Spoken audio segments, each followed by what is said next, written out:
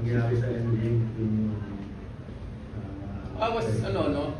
I think after a timeout, galing kami sa timeout, napaglingon ko sa court. Eric was in the face of my ego, and that's all the way from their bench. So, iniisip ko pa, paano siya nakarating ng gano'n na hindi na lang siya tinigilan ng referees. Also, I was trying to protect my players because he was trying to intimidate my players. I had to do something. So, yun lang. Ganun lang.